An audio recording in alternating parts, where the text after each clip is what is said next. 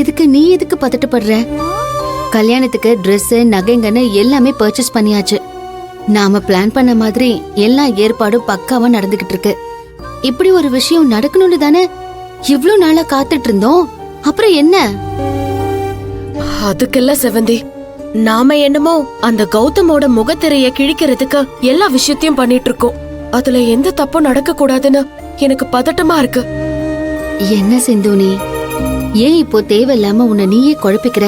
பொண்ணுங்களோட பயம்தான் ஆம்பளைங்களோட தைரியம்.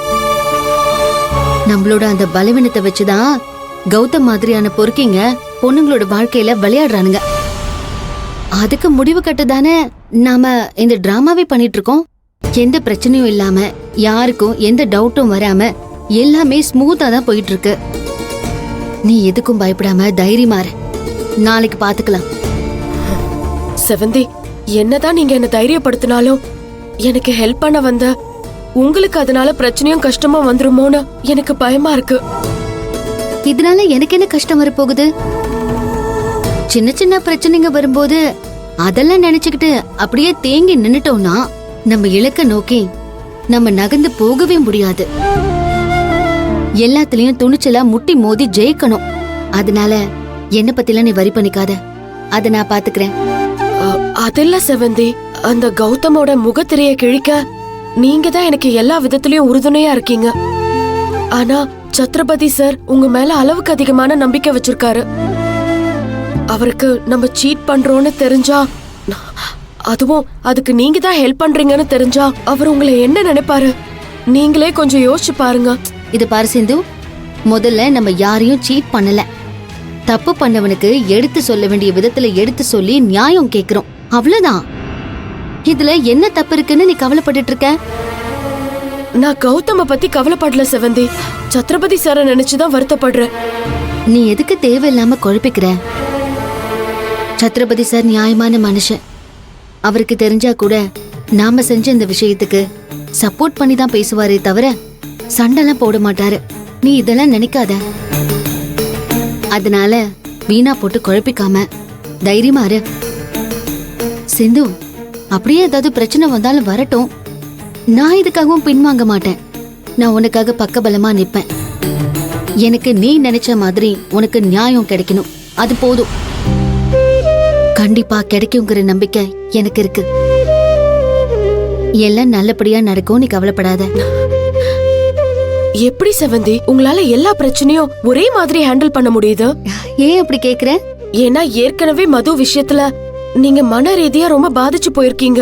அவ இப்பெல்லாம் நடந்துக்கிற விதமே சரியில்லை. ஒரு மொபைல் வாங்கி தரலன்னா என்னென்ன பிரச்சனை பண்ணி உங்களை எங்கெல்லாம் அலைய வச்சா, அது ஒரு பக்கம். என்னோட இந்த கல்யாண நாடகம் ஒரு பக்கம். இது எல்லாத்தையும் ஒரே நேரத்துல ஒரே மாதிரி ஹேண்டில் பண்றீங்களே, எப்படி? மது விஷயத்துல அவசரப்பட்டு முடிவெடுக்க முடியாது. அவ பண்றதெல்லாம் அவளா பண்றாளா இல்ல யாராவது சொல்லி கொடுத்து பண்றாளான்னு தெரியல. அதெல்லாம் அப்புறம் பாத்துக்கலாம். முதல்ல நாளைக்கு நாம நினைச்ச மாதிரி எல்லாத்தையும் நல்லபடியா நடத்தி முடிப்போம். மத்தத அப்புறமா யோசிக்கலாம்.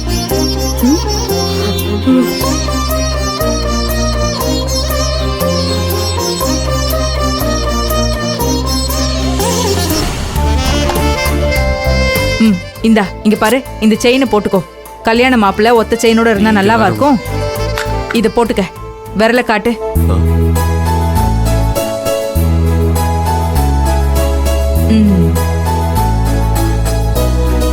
அந்த கை காமி, போட்டுக்க. மா, என்னம்மா நீங்க அந்த காலத்து ஆளுங்க மாதிரி நகையெல்லாம் போட்டு விடுறீங்க? நான் மாப்பிள்ளையா இல்ல கல்யாண பொண்ணா? நிக்கிதாவே இப்படி எல்லாம் போட்டுக்க மாட்டா தெரியுமா? டேய் அம்மா, நான் சொல்றேன், நீ இதெல்லாம் போட்டுக்குதான் வேணும். நம்ம சொந்த பந்தம் எல்லாம் வந்தா கையில கழுத்துல ஒண்ணும் இல்லாம இருக்கிறத பார்த்தா என்ன தாண்டா திட்டுவாங்க. இந்தா போட்டுக்க. வேணாமா, புடி போடு. என்ன சித்தி, நாளைக்கு கல்யாணத்துக்கு இன்னைக்கு மாப்பிள்ளைய ரெடி பண்ண ஆரம்பிச்சிட்டீங்களா? நல்லா இருக்குமா உன் கதை? நாளைக்கு கல்யாணத்துக்கு இன்னைக்கு கூட இதெல்லாம் போட்டுக்கலனா எப்படி? நீ போடு. அடாடாடாடாடா, உங்க தொல்லை தாங்க முடியலையே.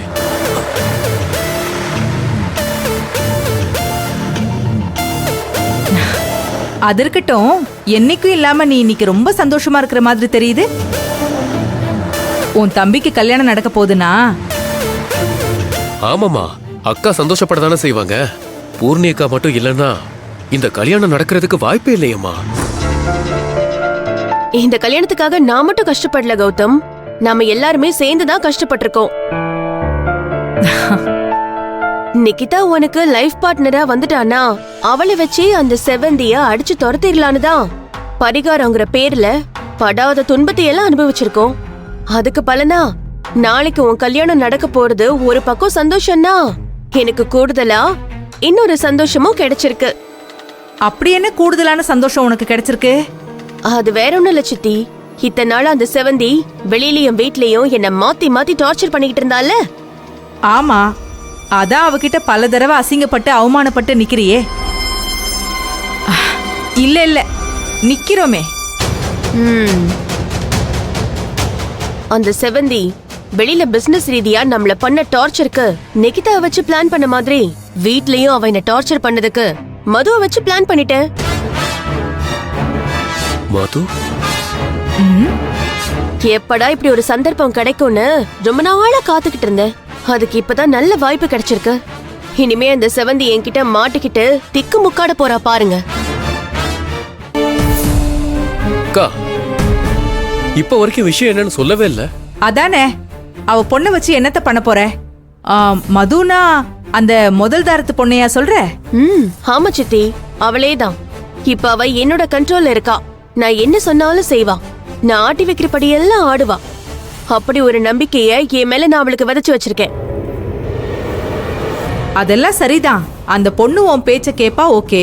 ஆனா அந்த பொண்ணு கேக்குறத செவந்தி கேட்கணுமே. மது என்ன செவந்தி பெத்த பொண்ணா? சித்தி, இந்த மாதிரி வார்த்தையை வச்சுதான் நான் அப்பப்ப குத்திக்கிட்டே இருக்கேன். ஆனா செவந்தி மதுவ தான் புள்ளைய விட பாசமா தான் பாத்துக்கிறா. அவளுக்கு ஒண்ணுனா பதறி போயிடுவா. அது சரி, அவளை எப்படி உங்க வழிக்கு கொண்டு வந்தீங்க? அது அவ ஏஜ் அட்டெண்ட் பண்ணப்போ செவந்தி அதுல கலந்துக்க முடியாததுல இருந்தே கொஞ்சம் கொஞ்சமா அவ மனசுல நஞ்ச விதைச்சுக்கிட்டு தான் இருந்தேன். சூப்பர். செவந்தியும் மதுவை சமாதானம் செய்யறதுக்காக அவ கேக்குறதெல்லாம் வாங்கி கொடுத்துட்டே இருந்தா. இப்ப அவ செல்போன் கேட்டதும் இவ வாங்கி தர மாட்டேன்னு சொல்லிட்டா. புரிஞ்சிருச்சுக்கா, நல்லா புரிஞ்சிருச்சு. நீயே ஒரு மொபைல் வாங்கி கொடுத்திருப்ப, அதானே? ஏக்கா, அதுக்காகலாம் அந்த பொண்ணு எப்பவும் உன் பேச்ச கேக்குமா என்ன? அதானே, இந்த வயசு பிள்ளையெல்லாம் அவ்வளோ சீக்கிரம் நம்ப கூடாது. டக்கு டக்குன்னு மனச மாத்திக்கோங்க. நாளைக்கே அந்த செவந்தி 5 சவரன்ல நெக்லஸ் எடுத்து கொடுத்தான்னு வச்சுக்கோ, அவ பக்கம் போயிடுவா. அப்ப என்ன பண்ணுவ? அப்படி நடக்க வாய்ப்பே இல்ல சித்தி.